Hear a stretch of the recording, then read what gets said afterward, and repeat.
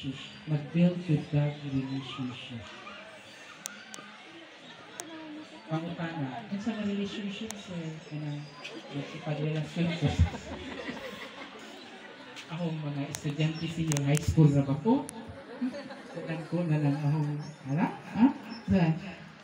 Dili. Take the time to get to know your student. Aron makabuilding tag relationship. Kaya naman, not all students nindot ang kahintang ng anak. Dili sila lami tanan ilahang kahintang.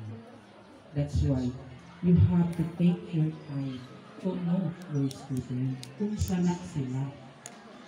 Kung sana sila. Sabi mo, kumot ko ng baka kay banakay, kumot ko ng baka kay bugoy, kumot ko ng baka kay nana. Know them first before you judge. Okay? Kay sa imo ni ana, makabuild ka og strong relationship. Based on trust and respect. Kay mo create man siya o positive learning environment. Diba? Wait, lamig sa ismo. Mga nakita ginaho sa mga dini, kanang mga teachers, dini sa tambungan, nakita na naho na nag-build sila relationship. However, dili na siya dapat ko kana bitaw munggubiyan or there must be a demarcation between you and your student. Naadyo na sila.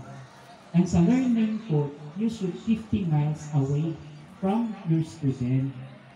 Meaning, daghan ka dili ay sa baka, labi na ibutang ka, naman dyan mo adto o asa mga eskwelahan nga nindot ka ng mga sa private school, for example, di sa university o adto mo, mag-concept mo nga 50 miles away in your learning ay sa baka, kamutang-on mo ka.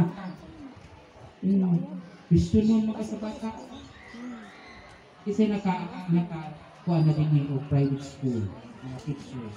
Kamu na naka-private teacher mo. Kung sa may unang experience. Di ba, ingana o kaputa sa section na taas section, sa taas o ilahang kapagtanaw na to, sa before na sila tagaan na to o kanang na ay assignment, reporting, for example, kamutan unsa ka, nakasuway ko na, urog ko. Kaya because sa ning kuan eh, kanang reporting na sila ang okay to practice the way they talk, they explain, they use languages, that mga words ba, kamutan unsa ka, before sila. I would like to ask my teacher, why is it that this topic, anak ba, is blah blah blah, simple, dili ka makanaan, nangadyo ka.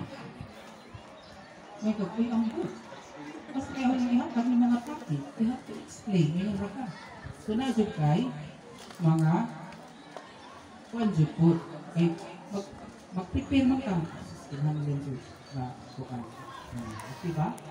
Okay ba? Teaching may yung ikuha.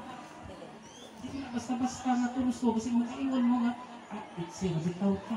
Hindi. Gitingala, wala ka wow.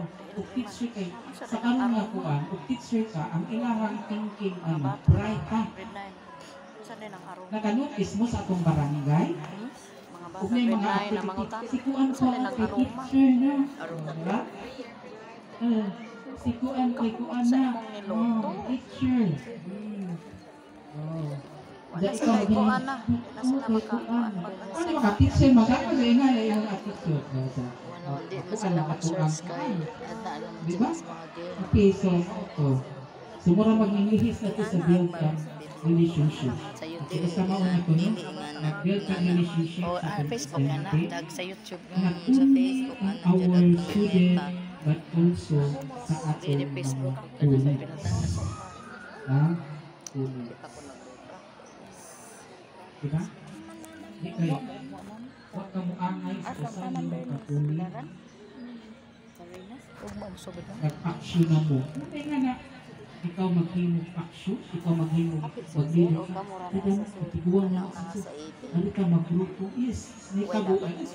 Wala sa in reality sa mga eskwelahan allowance, po madam. na Ito yung ano, magaingan. ang action ang naghimo og kanang leader ang bag-o na sir.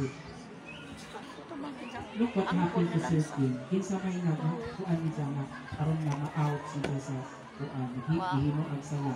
Di ba ang bag-ong sir? Bag-o niyang gihayo. Ato si Jaga Oh, Tigyap. ana. So, Mag-iumang na dapat makabo ha. Makahibaw gani ko nga. Uy, si Kuan, si kay Judini Anino na na-assign dito sa mga ay alis sa technical vocational high school. Ako bitaw na that knowing na ang Kay kandihin. technical alis sa technical Bisag vocational asa high man may pwede school. Noted yun sila sa action. Chag na Dapat abot mo dito ikaw bag-o. Naghimo ko kag another Ano na action. ilan.